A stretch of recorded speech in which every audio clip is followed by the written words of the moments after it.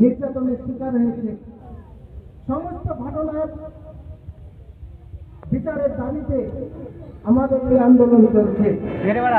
তাই প্রত্যেক ব্যবসায়ীগণ এবং উপস্থিত প্রত্যেক ব্যক্তিকে আমরা আবেদন করব, আগামী দিনে এই আন্দোলন আরো জোরদার করতে হবে।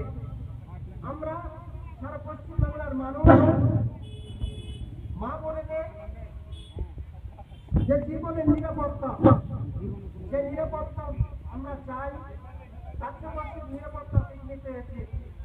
সম্পূর্ণ আইন শৃঙ্খলা রক্ষা করতে রাজ্য সরকার ব্যর্থ হয়েছে। তাই আপনারা কদিন আগে দেখলেন যে ইস্ট বেঙ্গল মোহনবাগান কেউ কারো মুখ দেখা দেখি হয় না, সেই সূত্রতা ভুলে গিয়েও তারা খেলার মাঠে খেলা ছেড়ে দিয়ে আন্দোলনে তারা একতাবদ্ধ হয়েছে।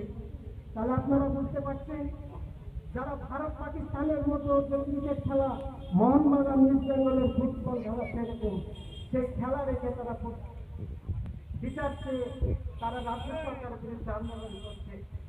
তাই প্রত্যেকের কাছে আবেদন করব, বলার পিছনে আপনারা সকলে জানেন এই সরকার বেশি দিন চলতে পারে না।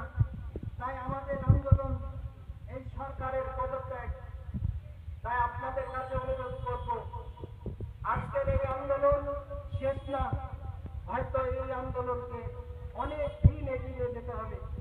তাই সকলে ভালো থাকুন, প্রত্যেকের সুস্বাস্থ্য কামনা করে আমি আমার সংক্ষিপ্ত আলোচনা শেষ করছি। ধন্যবাদ।